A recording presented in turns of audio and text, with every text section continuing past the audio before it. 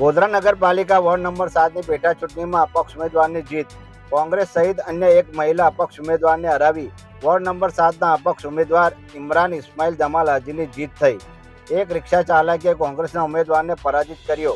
વહેલી સવારથી જ મામલતદાર કચેરી ખાતે ઉમેદવારોના સમર્થકો ઉમટ્યા. ગોધરા નગરપાલિકાના વોર્ડ નંબર 7ની પેટા ચૂંટણી ગત 16મી તારીખે યોજવામાં આવી હતી, જેની મતગણતરી આજરોજ તાલુકા સેવા સદન ખાતે થયેલ હતી.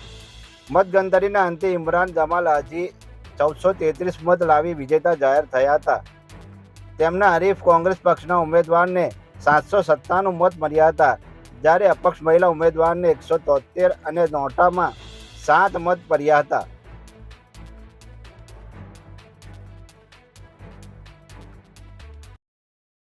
ગોધરા નગરપાલિકાના વોર્ડ નંબર 7ની ત્રીજી સામાન્ય બેઠક માટે 16 તારીખે થયેલી ચૂંટણીનું આજે મતગણતરી થયેલ છે.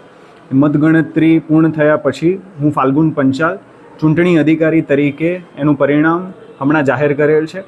આ પરિણામની અંદર ટોટલ જે 3 ઉમેદવારોએ દાવેદારી નોંધાવેલી એની અંદર ભારતીય રાષ્ટ્રીય કોંગ્રેસના ઉમેદવાર શોએબ મોહમ્મદ ચરખાને 797, ઇમરાન ઇસ્માઇલ જમાલ હાજી અપક્ષ ઉમેદવારને 1433 અને જીનલબેન સંજયકુમાર સોની કે જેઓ અપક્ષ ઉમેદવાર તરીકે દાવેદારી નોંધાઈ હતી એમને 173 અને નોટામાં કુલ 7 મત.